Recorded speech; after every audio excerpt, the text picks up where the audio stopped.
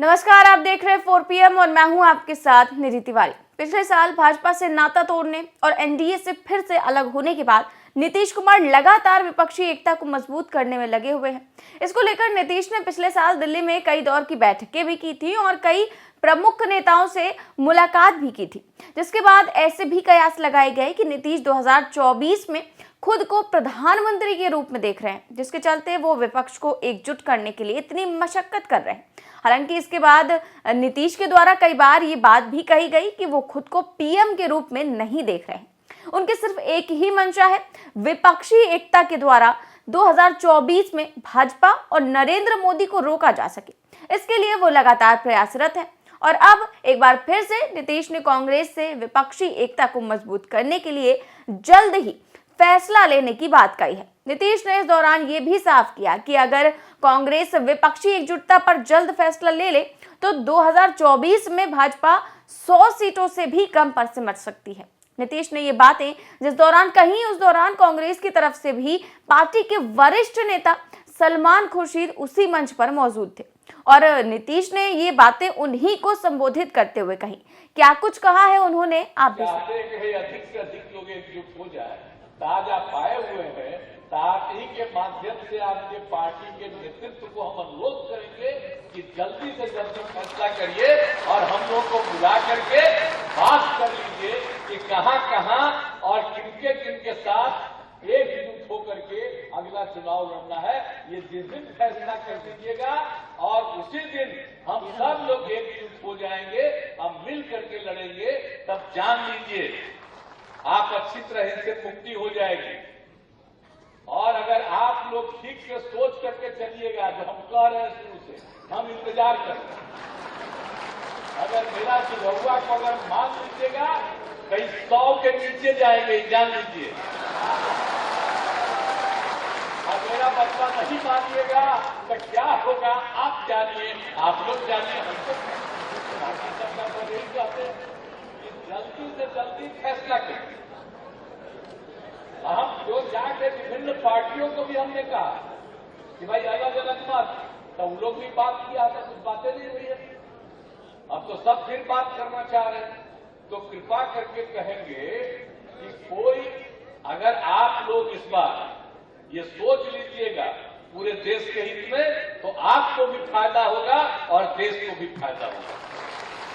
दरअसल बिहार की राजधानी पटना के एसकेएम हॉल में सीपीआई-एमएल का राष्ट्रीय कन्वेंशन आयोजित किया जा रहा है। इस दौरान इस कार्यक्रम में 2024 में विपक्षी एकता को मजबूत करने के लिए कई दलों के नेताओं को बुलाया गया था। इस कार्यक्रम में सीपीआई-एमएल के राष्ट्रीय महासचिव दीपांकर भट्टाचार्य ने अन्य दलों के नेताओं को भी न्योता दिया था। विपक्ष की ओर से इसमें CM Nitish Kumar, deputy CM Tejashwi Yadav, Congress नेता सलमान खुर्शीद, जेडीयू अध्यक्ष ललन सिंह भी शामिल रहे। नीतीश ने इस दौरान कांग्रेस से साफ शब्दों में कहा कि अगर आप हमारी बात मान लेंगे और विपक्षी एकजुटता के लिए जल्द फैसला लेंगे तो इसमें आपका ही फायदा होगा और देश का फायदा होगा, लेकिन अगर आप नहीं मानेंगे तो आप जाने और आपका काम जाने। मुख्यमंत्री नीतीश ने आगे कहा कि जब एनडीए से अलग हुए तो सभी विपक्षी दल के नेताओं ने स्वागत किया था। 2024 में सभी विपक्षी दल एकजुट होकर लड़ेंगे, तभी बीजेपी का सफाया होगा। आज आजादी की लड़ाई का इतिहास बदलने का प्रयास हो रहा है। सभी धर्म और जाति के लोगों को लेकर साथ चलना होगा।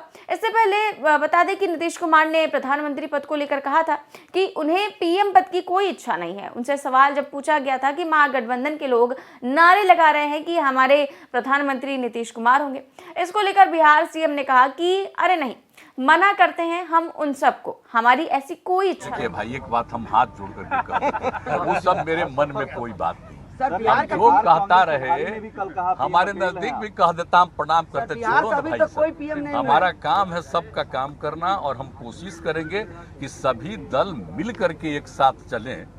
नीतीश और तेजस्वी की बातों का जवाब देते हुए और विपक्षी एकजुटता पर बोलते हुए सलमान खुर्शीद ने भी जवाब दिया। इस दौरान सलमान खुर्शीद ने खुले शब्दों में कहा कि जो आप चाहते हैं वो ही हम भी चाहते हैं। सलमान खुर्शीद ने थोड़ा मजाकिया लहजे में अपनी बात को रखते हुए कहा कि कभी कभी प्यार में भी एक समस्या आ जाती है, इसे आई लव यू कौन कहेगा पहले। खुर्शीद ने कहा कि मैं मानता हूं कि विपक्षी एकजुटता जल्द होनी चाहिए। इस दौरान उन्होंने ये भी कहा कि कभी कभी ऐसा हो जाता है कि दो अनुभवी जब होते हैं वो सफल भी हो जाते हैं, लेकिन कभी कभी जो अनुभवहीन होता है वो भी सफल हो जाता है। जो आप चाहते हैं वही वहां भी सब लोग चाहते हैं, लेकिन कभी कभी प्यार में एक समस्या होती है। प्यार में समस्या होती है और तेजस्वी जी ये जानते हैं, प्यार में समस्या ये होती है कि पहले कौन कहेगा आई लव यू।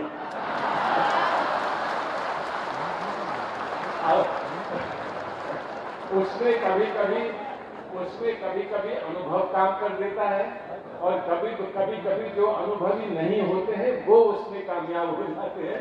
इसलिए कि अनुभवी बहुत सोचता है और जो नए लोग होते हैं वो अपनी दिल की बात अपने मुंह पर ले आते हैं और फिर बाद में वो ये कहें कि भैया हम तो बस ऐसे ही हैं, हम तो ऐसी ही बात करते हैं। शोले का वो डायलॉग याद आ जाता है कि अम्मा जो भी है हम तो ऐसे ही हैं, हम तो सच्ची बात कह देते हैं।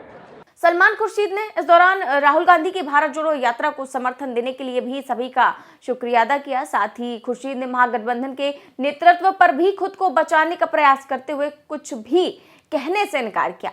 खुर्शीद ने साफ किया कि नेतृत्व कौन करेगा ये सवाल जरूरी नहीं है, विपक्ष की एकजुटता जरूरी है। उन्होंने कहा कि जब सभी एक साथ मिलकर बैठेंगे तो इस पर भी फैसला ले ही लिया जाएगा कि नेतृत्व आखिर कौन करेगा। लेकिन एक बात याद रखना कि इसमें एकता सबसे बड़ी चीज है।